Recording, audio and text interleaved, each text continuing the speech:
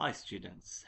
In the next few minutes, I'm going to demonstrate how you can access and log into the ATARISE platform, understand the formatting of the examination interface, and learn how to use the different tools provided so you can answer each question in mathematics. As we enter ATARISE landing page, you will see a login button here. Click on this one, and here you see by default it loads the student code or student login section for you. Down here, you will enter the student access code that is provided to you.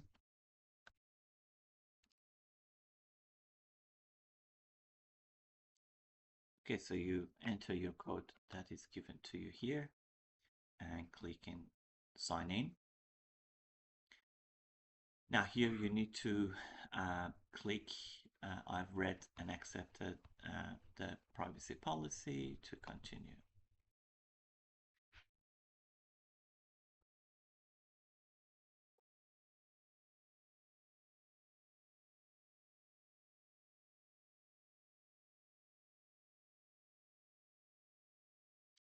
Beautiful. Now you have entered the interface of your student dashboard. Okay, now through this platform, you can scroll down and see your upcoming exams listed here. So in this case, general mathematics, and you can see that the examination is live. So we will click on launch exam.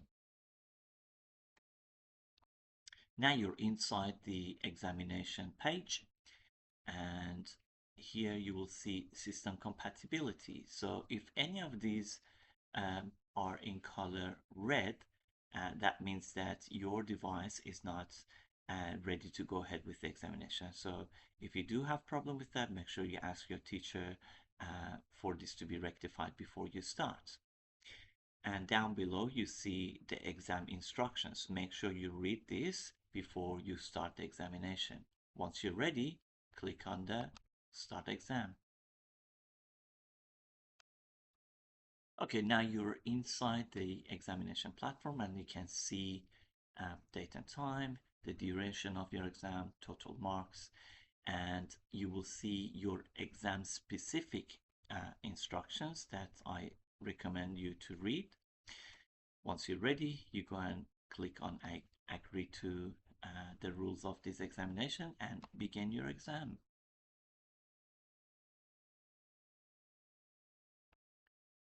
Now, in this interface, you will notice that there is a red notice on the top, reading time active, and that means that it has locked you in for a period of time which you cannot answer the questions, and this is only for reading the content before you start the examination. Now, on the left-hand side panel, you can see the progress of your examination, the number of questions you answered, any question that you flagged, which you can flag them for review later if you want to go back to them, and the number of questions left. Now, as you can see, the questions are in two formats of multiple choice and question and answer or descriptive. And if you click on each of these questions that are listed here, now we'll see only 3 questions here, but in your examination you would have a longer list of questions to go through. Once you click on each of these, you can actually have a quick pick of these questions to familiarize yourself before you answer. Now, if you look on the top, that red notice bar is gone, which means your reading time is finished and you can actually start answering your questions. Now, the tools on the around the page, you will see on the right top of your page, there is a timestamp that is counting down. That is the duration of your examination, so you can see how much time you have left. This type negative and positive is the size of the text. So if you want the text to be larger and more visible, you can obviously click on that and use that. feature. Down the bottom, you see a button for next question or the previous, where you can navigate through. Not going to go back there at the moment. And once your examination is finished, this is the button to click to submit your exam. This calculator icon, once you click, you have two type of calculators, the standard and the scientific calculation. And you can obviously use your own calculators for your examination as well. Now, this book icon is the formula sheet that is provided to you. These are the specific formulas that might be used for this specific examination. And by clicking on the image, it will zoom in then, and you can see them larger and use those. And then you can close and come back to your examination. Now up here, next to the question, you can also see the number of questions and the total mark of this question that you have. And on the right hand side, you will see the subsections of each part of that question and the mark allocated for that subsection. Now, on the multiple choice section, obviously you choose the option that you think is the correct answer, and you click next. Now you can see that the question in this section has been turned green, which means you've already answered that question, and you can see the progress. For the descriptive questions, as I mentioned, there are multiple sections to it, so make sure you scroll down and see all of the sections that you need to answer, and make sure you answer every section to be able to get the full mark for this question. Now, like the other images that we've seen, any of these images you can actually click on and see the graphs to be able to see the details better. Down below, you will see this box, which is a equation formatting section, but that helps you to write equations if you need it, but you won't need it for this particular examination. Below that, that says write your working, is where you write your actual answer. Now in this section, you can easily type with letters and numbers and do your workout. So let's say 5 times 6. So for timing, you can use the letter X. To divide, you can use slash. And for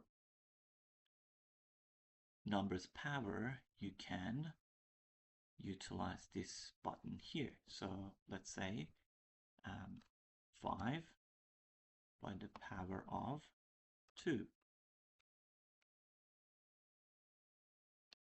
So yeah, this is used to power a number. Now, you can also use this button to do a subscript. So let's say 8 subscript 7, and that will write that for you. And as I mentioned, you can also use this on-screen keyboard if you need it. Now, looking into other formats of questions, you will see that you would have some boxes here for you to type in your answer. Make sure that all of these boxes are filled with the answer that you need to give. For some questions, you might need to draw on a graph, such as this question. Now, to do that, you have a toolbox here for drawing line, dash line, or cross, and you can also choose colors. So to do that, let's say we choose a line and choose the right color that we want, and you go to the coordinate that you need, click and hold on your pad and drag your mouse and then release, and that will draw the line for you. Now, If you think that was wrong, you can either undo or you can clear using the buttons down here. Now, some questions you might need to use a cross. So same way you can put a cross wherever on the graph that you want. Also, if you click on any of the drawings that you've done, you will see that the item is selected, that you can change the size, you can move them around, or you can obviously delete them and undo as well. Once you're done with all of the questions and you see your progress is completed, all the questions are answered, just click on the submit and then you will be done with that. Well, I wish you all the best and hopefully we'll see you in the next exam.